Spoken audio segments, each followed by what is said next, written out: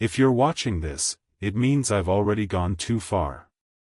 I shouldn't be talking about this, not here, not anywhere, but silence has done nothing except make it worse. The box is still here, and it hasn't stopped moving. I thought I could ignore it, burn it, bury it, drown it, but nothing works.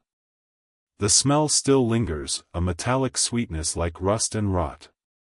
And when I close my eyes at night, I hear it. The scratching. The soft thud against the wood, like something inside is pacing, waiting. I know what you're thinking. Another internet horror story. Another fake creepypasta. God, I wish it was. I wish I was making this up, because then I wouldn't have to keep glancing at the corner of my room every few seconds, terrified that the box might not be there anymore. Terrified it might be somewhere else. Here's the part that makes me sick to admit, I asked for this. I clicked the link, I typed in the address, I sent the money. I broke the one rule people always joke about but never take seriously: never order a dark web mystery box. Because once you do, it isn't just a package. It's an invitation. And the thing that came in mine accepted. I can't tell you everything. Not yet. Some of it, if I describe it, if I let the words out, I think it'll hear me. Maybe it already does. But I need you to understand how real this is. You think you're safe, sitting there, scrolling through videos, waiting for the next cheap thrill. But the second I show you what was in that box, you'll realize, some things can't be unseen. Some knowledge sticks like a disease. The first time it moved, I thought I was losing my mind. It was just a faint vibration on the floor, like someone dropped their phone on silent mode. But the sound that followed, the scrape of nails against cardboard, long and deliberate, froze every muscle in my body. And then the laugh. God, that laugh. Not loud, not human. Just a breath, a whisper that carried humor where no humor should exist. I tried not to look inside again. I tried. But you don't understand, once you know it's in there, you can't stop wondering what it looks like. You can't stop asking yourself what kind of monster needs to be shipped in a box like some product. And maybe that was the point. Maybe whoever sent it knew curiosity would do the rest. I keep telling myself I'll throw it away, I'll walk it out to the woods, leave it for someone else to stumble across. But then I hear it shuffle, hear it drag itself to the side closest to me, and I know it won't let me. It doesn't want to be abandoned. It wants to be witnessed. And you're already part of this now. By listening, by watching, you've made yourself a witness too. But before I tell you what happened when I finally opened it, before I show you the thing that should never exist, I need you to understand how stupidly normal everything felt before that night. How boring, how safe, how painfully average my life was. Because that's the only way you'll realize just how far everything fell. This story doesn't start with monsters. It starts with me, sitting in my apartment, restless, and making the worst decision of my life. Before everything collapsed into madness, life was ordinary. Boring, even. The kind of boredom that makes you scroll endlessly, chasing something, anything, that might spark a reaction. Most nights, my roommate Jason and I would sit in our tiny living room with the glow of two different screens lighting our faces. He was glued to gaming streams, I was buried in Reddit threads. Horror subreddits, mostly. The kind filled with exaggerated campfire stories and arguments about which haunted location was actually real. Dude, you read this crap like it's scripture, Jason laughed one night, tossing a half-empty bag of chips at me. You know 90% of these guys are writing from their mom's basement, right? Yeah, I said, brushing crumbs off my lap. But every once in a while, one feels different. Like, too detailed to be fake. He rolled his eyes. Or maybe they just Googled harder than the rest. That was our rhythm. Him mocking, me insisting. Safe. Comfortable. I didn't realize how much comfort mattered until I lost it. We cycled through distractions, mindless TikToks, absurd YouTube challenges, try not to laugh compilations. Everything bled together into static. That's what life was, static. And then, one night, it wasn't. It started with an ad that shouldn't have been there. A pop-up across my screen in stark, ugly text. Untraceable mystery boxes, enter if you dare. I frowned. Jason leaned over, squinting at my monitor. That's some scammy malware crap, man. Don't click it. Relax, I muttered, but my hand hovered over the mouse. The words sat there like bait. Untraceable. Enter if you dare. Jason snorted. What's the dare? Lose $50 and your credit card info? But I couldn't look away. It was like the ad knew exactly where to aim. After years of reading about forbidden threads and whispered rumors, here it was, a door, wide open, practically begging me to walk through. Don't even think about it, Jason warned. That's how people end up on some FBI list. Or, I said slowly, that's how people find out if the stories are real. He laughed, sharp and dismissive. Yeah, right. You really think there's some magical box filled with cursed junk waiting for some idiot to order it? I didn't answer. Not because I agreed, but because I wanted it to be true. Not the cursed part, at least, not consciously. But the idea that maybe, just maybe, there was something out there to cut through the monotony, something bigger than static. Jason grabbed another handful of chips, shaking his head. If you're dumb enough to waste your money, at least live stream it so I can laugh at you. And that was it. The line between boredom and catastrophe was so thin, so fragile, that it was crossed with a half-joke and a few clicks of a mouse. Looking back, I wish I had closed the browser, shut the laptop, gone to bed. But I didn't. Because in that moment, it didn't feel dangerous.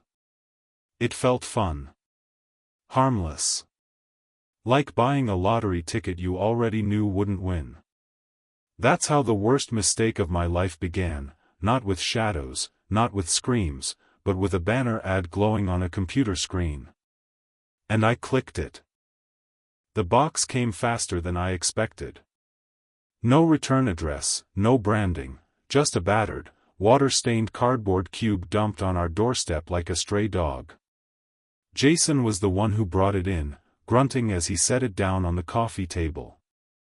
Jesus, he said, flexing his fingers. That thing's heavy as hell.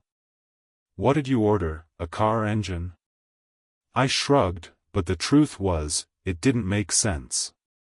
I hadn't paid for anything larger than a shoebox. This thing looked like it could have fit a small child.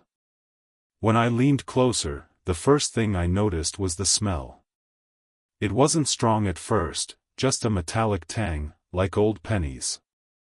But underneath that was something sweeter, rotten, like fruit that had been left in the sun too long. It smelled like rust, and something sweet, like rotting fruit. Jason gagged, covering his nose. Dude, if this is one of those prank boxes filled with, like, dead mice, I'm not cleaning it up. I ignored him and grabbed a kitchen knife. My pulse quickened as the blade sliced through the packing tape. The cardboard groaned like it didn't want to be opened. Inside was a mess of yellowed newspaper and styrofoam chunks. I dug through, half expecting gore, half hoping for treasure. What I pulled out first was disappointing. A doll. Not the porcelain kind, not the creepy Victorian type. Just a ragged Barbie knockoff with tangled hair and missing clothes. Except its eyes had been gouged out, replaced with little pins. Jason burst out laughing. Wow. Super haunted. Bet it comes alive at night and asks for new shoes. I forced a chuckle, but my stomach was tight. The pins weren't just shoved in, they'd been placed with precision, perfectly symmetrical. Someone had taken their time. Next came an old flip phone, scratched to hell. When I pressed the power button, it flickered to life, battery somehow still holding a charge. No wallpaper, no contacts. Just one saved text message in the inbox. Don't let it out. I stared at the words until Jason leaned over and snorted. Classic. Some idiot trying to spook you. Probably typed that up 5 years ago before tossing it in. I wanted to believe him, but I couldn't shake the chill crawling up my spine. Then there was a VHS tape. Blank label, black casing smeared with something that looked like dried paint, or dried blood. Jason squinted at it. When's the last time you saw a VHS player? What are we supposed to do, build a time machine to watch it? I set it aside, uneasy. The longer I looked at it, the more I imagined faint fingerprints pressed into the plastic, as if someone had held it for too long, too tightly. There were other things, too, a cracked Polaroid of a man standing in a doorway, his face blurred into static. A leather-bound diary with half the pages torn out. A brass key, green with corrosion. Each item felt wrong, like it had soaked up something foul from wherever it had been. They weren't just junk, they were artifacts of someone else's nightmare. And yet, I couldn't stop digging. Jason shook his head, muttering about Gullible Weekly while scrolling on his phone, but I barely heard him. My hands moved faster, scattering shredded paper across the floor until I hit the bottom. And that's when I saw it. Nestled beneath everything else, wrapped in oily black cloth, was something I don't even want to describe yet. Not because I can't, but because once I put it into words, you'll picture it.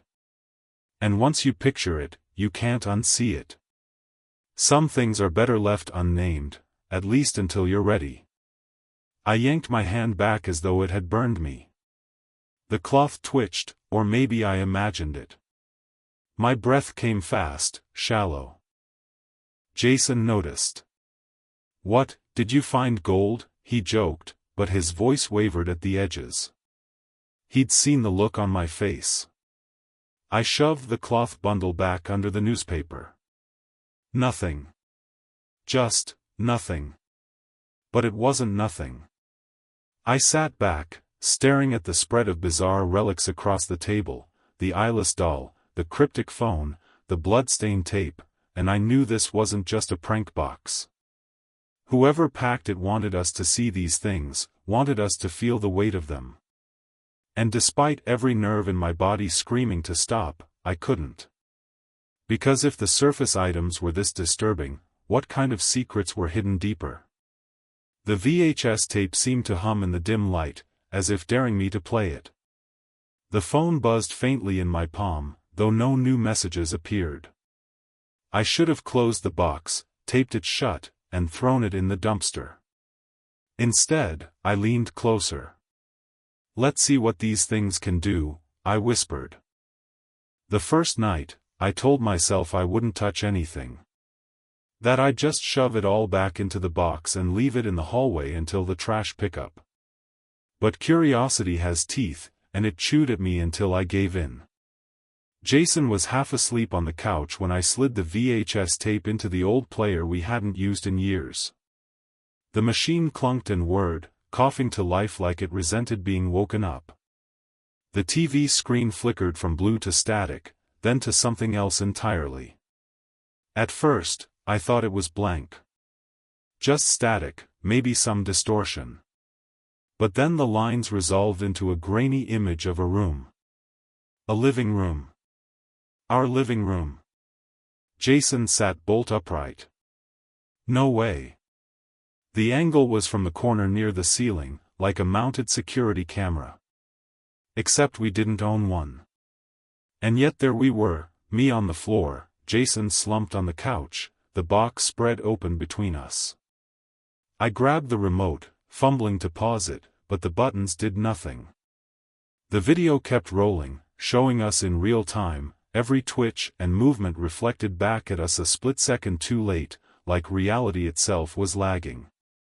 Jason muttered, That's not possible." He reached for the player, but before he could, the footage changed. It was still our living room, but empty. The timestamp jumped forward, hours, days maybe. Then a figure appeared. A tall, hunched shadow that crept across the screen and stopped right where I was sitting. Its head turned, slowly, directly toward the camera. And then the tape cut to black. Jason ripped it out of the player and hurled it against the wall. Nope. Nope, nope, nope. He was breathing hard, like he'd just run a marathon. That's some edited crap. Somebody's messing with us. Edited? I whispered. My voice didn't sound like mine. Then why didn't it stop when I hit pause? He didn't answer. The phone buzzed again. I hadn't even noticed I'd left it on the table. One new message glowed on the tiny screen. You saw it too. Jason backed away, hands raised like the phone was a snake about to strike. Okay, nope, I'm done. I'm so done. Burn it, throw it in a lake, whatever. This isn't funny anymore. But I couldn't look away. Because that meant someone, or something, was watching us, responding in real time. I picked up the diary next, thumbing through its torn pages. Most were filled with frantic scribbles, single words repeated until the pen tore holes in the paper. Don't open. Don't open. Don't open. Over and over. In the margins, there were sketches. Jagged black shapes that looked like twisted bodies. One page showed a box, almost identical to ours, with a dark shape spilling out of it. The last intact page had only one sentence scrawled across it. If you have it, it already knows you. I slammed it shut, pulse hammering in my ears. Jason stood in the doorway now, as if distance alone could save him. Dude, this is insane. You see the pattern, right? All this crap, these items, they're not just random junk. They're connected. He was right. Each thing was a breadcrumb, a warning left behind by whoever had this box before us. A phone that tells you not to let it out. A tape that shows what comes next. A diary begging for the cycle to end. And the worst part? Whoever that person was, they didn't make it. The empty, frantic scrawls proved that much. I should have stopped there. I should have taken the hint. But my hands wouldn't stop shaking, and my brain kept whispering that there was still one thing left. The thing at the very bottom of the box. The bundle I'd hidden beneath the newspaper. The one wrapped in that slick, black cloth. Even now, I can't bring myself to describe it. Not fully. It's safer that way, for me, for you. All I'll say is that it didn't look like an object so much as a piece of something alive. Something that shouldn't have been cut away. Jason caught me staring at it and swore under his breath. Don't. Just, don't touch that thing. We've seen enough. But the cloth seemed to pulse faintly, like it was breathing, and I knew we hadn't seen anything yet. Not really. Because that's when I realized the truth. By opening the box, by handling its contents, we hadn't just uncovered someone else's nightmare. We'd activated it. The scratching noises returned that night, louder than before. Not from inside the box, but from the walls. The ceiling. As if something was crawling through the spaces just beyond reach, circling us, waiting. And I had the horrible feeling that whatever was in the cloth wanted out. I used to laugh at ghost stories. The kind where people say their house is haunted because a door creaked or a chair shifted an inch overnight. But after the box, I don't laugh anymore. Because once we'd looked at the diary, once we'd watched the tape, things didn't just stay inside the box. They spread. The first thing was the phone. It had been quiet for hours after that last message. You saw it too. I thought maybe it had died, or maybe whatever was sending those messages had stopped paying attention to us. But then, at 3:07 a.m., when the apartment was silent except for Jason snoring in the other room, it buzzed. The screen lit up. One new message. Don't look behind you. I froze. My mouth went dry. Every instinct told me to throw the phone across the room and never touch it again. But instead, I sat there, staring at the glow. And then I did look behind me. Nothing. Just my living room, shadowed in moonlight. The couch. The scattered junk from the box. The flickering glow of the TV we'd left on mute. But for a split second, just long enough for my heart to stutter, I thought I saw someone crouched in the corner, their head tilted at an impossible angle. Watching. I blinked, and the corner was empty. The phone buzzed again. Good. The next day, Jason wanted the box gone. We dump it, man. Seriously. We drive out to the lake, chuck it in, and never talk about it again. He was pacing the kitchen, hair a mess, eyes bloodshot like he hadn't slept at all. This crap is eating us alive. I wanted to agree. God, I wanted to. But every time I thought about getting rid of it, something twisted in my chest, like invisible hands tightening around my ribs. We can't, I told him. Not yet. Jason slammed his fist against the counter. Why the hell not? Because, I swallowed hard, unable to explain the pull I felt. Because it's not done. His laugh was hollow, broken. Not done? Listen to yourself. You sound insane. Maybe I was. But the box wanted to be opened. I could feel it. That night, the disturbances grew worse. The VHS tape, shattered against the wall, should have been useless. And yet, at 2 a.m., the TV turned on by itself. Static filled the screen before shifting into another grainy image. This time, it wasn't our living room. It was Jason's bedroom. On screen, Jason was curled under his blanket, tossing restlessly. The timestamp said it was 5 minutes into the future. I bolted down the hall, burst into his room, and found him asleep in the exact same position I'd just seen on the TV. When the time caught up, the Jason on screen stirred, rolling onto his back. And then something climbed onto the bed with him. A shadow, long and insect-like, perched over his body. Its fingers, or maybe claws, pressed into his chest as if tasting his heartbeat. Jason shot awake with a scream at the same moment the figure bent down toward his face. The TV cut to black. He scrambled out of bed, wild-eyed. What the hell did you see? Don't ask, I stammered. You don't want to know. But deep down, he already knew. From then on, nothing felt safe.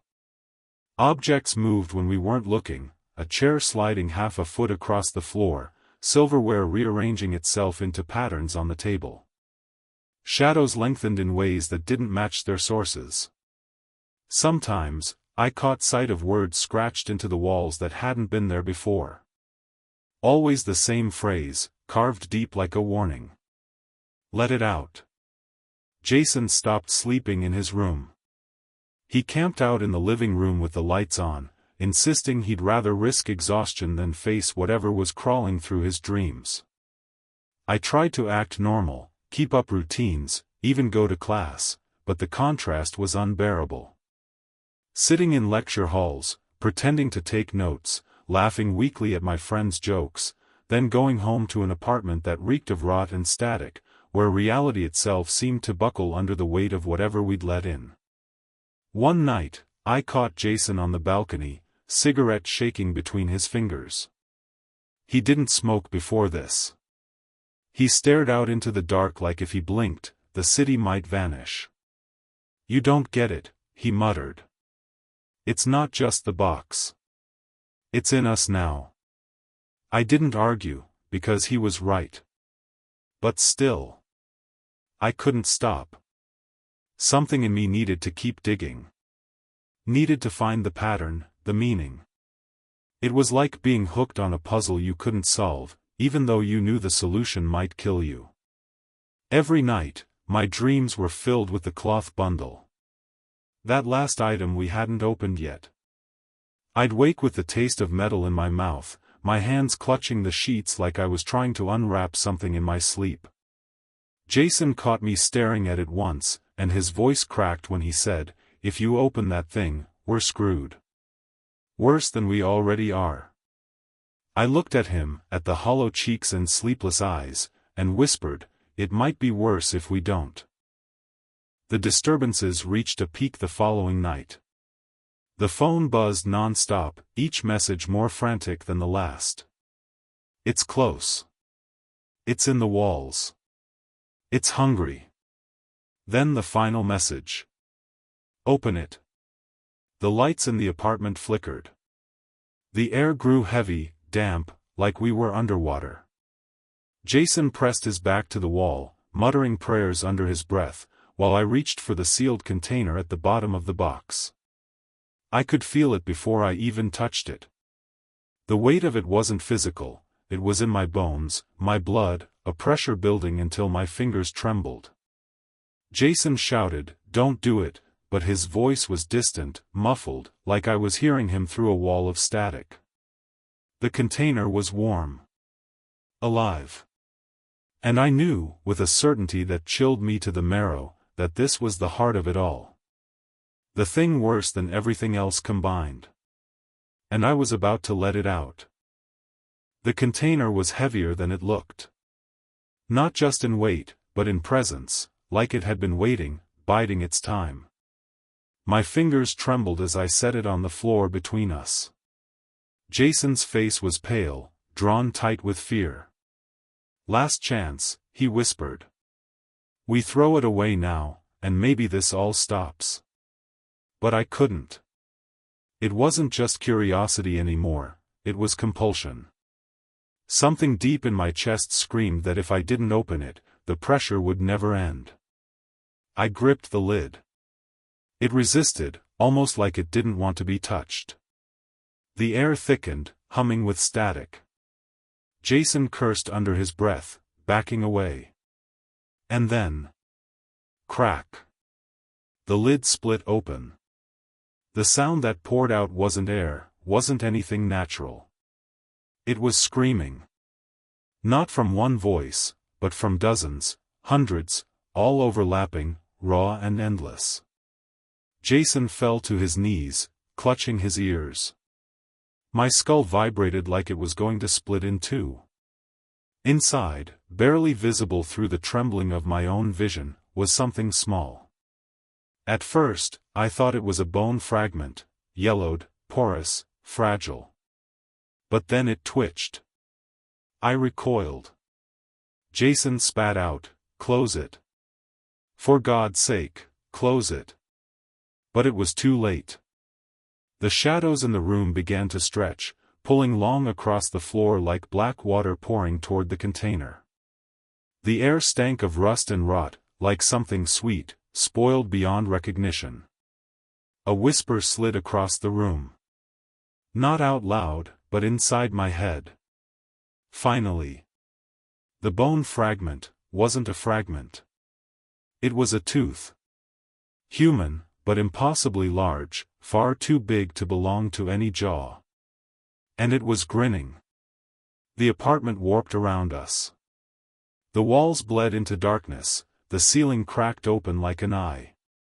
Jason stumbled backward, his voice ragged. "What the hell did you do?" I couldn't answer. I was frozen, watching as shapes unfolded in the shadows. Limbs bent at grotesque angles, faces flickering in and out of existence. It wasn't one creature, it was many, all spilling out of a single point. The phone lit up on the floor. A new message appeared. Box number 7 opened. Jason saw it too, his jaw dropping. 7? You mean, there's more of these? The whisper slithered again, closer now, brushing against the inside of my skull like cold fingers. So many more. You are not the first. You will not be the last. I wanted to scream, but my throat locked. My body wasn't mine anymore, it was like the shadows had their hooks in me, tugging strings I couldn't cut. Jason grabbed my arm, shaking me. Fight it.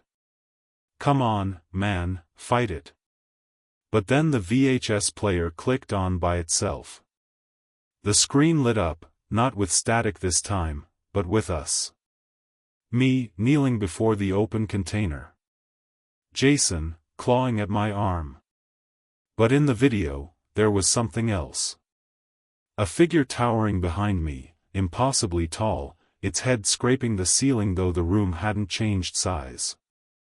Its face, or what should have been its face, was a blur, like every face I'd ever seen was overlaid and shifting at once. Jason gasped, stumbling back. It's in here with us. And then the lights exploded. Darkness swallowed everything. Only the glow of the TV remained, casting flickering light on walls that weren't walls anymore, just endless black, stretching forever. Voices layered over each other, some pleading, some laughing, some shrieking. My own voice was in there too, crying out words I hadn't spoken yet. Jason's scream tore through the void. I reached for him, but hands, so many hands, clamped around my wrists, my legs, my throat. Not physical, but shadows with weight, each one whispering secrets as they dragged me down. One tooth. One piece. One step closer. Jason's voice broke. We have to destroy it. He lunged for the container, trying to slam the lid shut, but the tooth pulsed like a heart, sending out a shockwave that threw him across the room. He hit the wall with a sickening crack. I tried to crawl toward him, but the shadows pinned me down. My face was inches from the tooth, and in its smooth enamel surface I saw reflections, other rooms, other people, opening their own boxes. A woman sobbing in a basement. A teenager screaming in a forest. A man praying in a motel room. We weren't alone. This wasn't a curse on me. It was a network. A ritual repeated endlessly across the world. The whisper filled my head again, louder now, every syllable burning into my brain. One of many. All feeding the same mouth. The tooth shifted, splitting down the middle, revealing a dark slit like a pupil. And then it looked at me. Jason staggered up, blood dripping down his face. His eyes met mine, wide with terror. We can't win against it. But maybe we can survive it. How? My voice was shredded, barely audible. He shook his head, backing toward the balcony. By not playing its game. By refusing. But the entity laughed through the chorus of voices. You already played. The moment you opened it. The rules are written in your bones now. The walls buckled, the floor groaning as if something massive pressed against it from below. Jason shouted something. I couldn't hear him over the screaming in my head, but I saw him climb onto the railing. And then, he jumped. I screamed his name, but the sound vanished into the void. The TV flickered, showing Jason's body crumpled on the sidewalk below. Only, when I looked over the railing, the street was gone. There was nothing. Just black. Jason had jumped into nothingness. The whisper curled around me, triumphant. One by one. Box by box. You will feed us all. I was left alone with the tooth, the shadows pressing tighter, the world collapsing. My hand hovered over the container lid, torn between closing it and leaving it open. But deep down, I knew it didn't matter. The box wasn't a prison. It was a door. And doors don't close once you walk through them. Then, as suddenly as it began, silence. The walls returned. The lights flickered back on. The apartment was whole again. Except Jason was gone. The balcony door was wide open. The box sat quietly on the floor, the lid cracked, the tooth motionless inside. I sat there for hours, trembling, waiting for the shadows to surge back. But they didn't. Not yet. All I could hear was the faintest whisper, like breath against my ear. Box number 8 waits for its turn. I burned the box last night. Dragged it out to the alley behind our building, poured lighter fluid over it, and watched the flames chew through the wood. I stayed until it collapsed into blackened cinders, the smell of scorched enamel burning my throat. And this morning, it was back on my doorstep. No scorch marks. No ash. Just the same battered container, waiting patiently, like it had only gone for a walk and come home. I don't know if Jason ever really left. The police took a report, but no one saw him jump, no body was found. His phone, his wallet, his keys, everything is still here. Sometimes at night I hear footsteps in the hallway, slow and dragging, and I think maybe it's him. Or maybe it's something wearing him. Daylight should have been a relief, but it isn't. Sunlight pours through the blinds, coffee steams in my mug, and still the air feels wrong. Too heavy. Too quiet. Like the world is a stage set, and the crew forgot to finish building the background. I tried to go back to class, to pretend things were normal. But every time my phone buzzes, I jump. Every time a shadow flickers in my peripheral vision, I freeze. The professor's words blur into static. People laugh in the cafeteria, and I sit there, smiling weakly, while imagining their faces melting into that shifting blur from the tape. Sleep is worse. When I close my eyes, I see the tooth. It's always there, pulsing like a heartbeat, whispering in a chorus of voices. Some nights it begs. Some nights it threatens. And some nights, it just laughs. I thought about leaving, moving out, running as far as I could. But the box found its way back once. Why wouldn't it follow me again? So I stay. Trapped in this apartment, with the thing that refuses to leave. There's one detail I haven't told you. Not because I forgot, but because I don't know if it's safe to share. Some things feel radioactive, like the moment I say them out loud, they'll spread. And I can't risk pulling anyone else into this. You already know too much. But I'll give you this, the box isn't just an object. It's an invitation. And once it knows your name, it doesn't forget. That's why I'm talking to you now. Not for help, no one can help. Not for sympathy, I don't deserve it. I'm telling you because maybe, if you recognize the signs, you'll turn away before it's too late. Don't click the ad. Don't chase the thrill.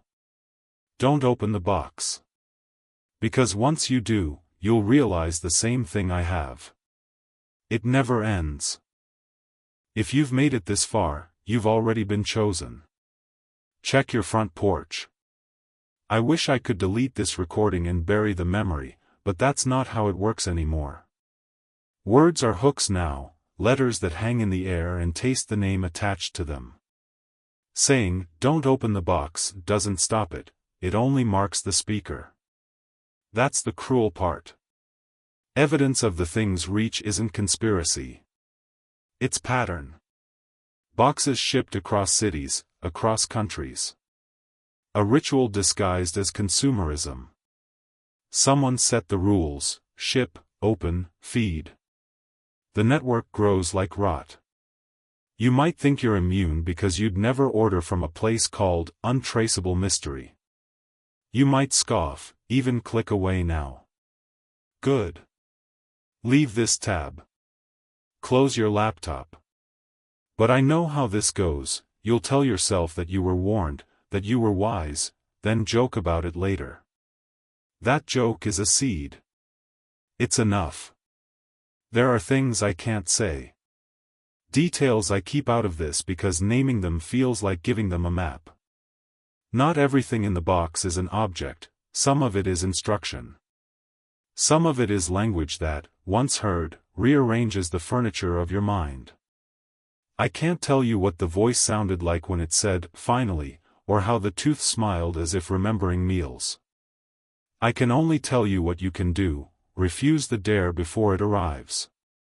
If the internet teaches you anything, it's that phenomena spread by attention.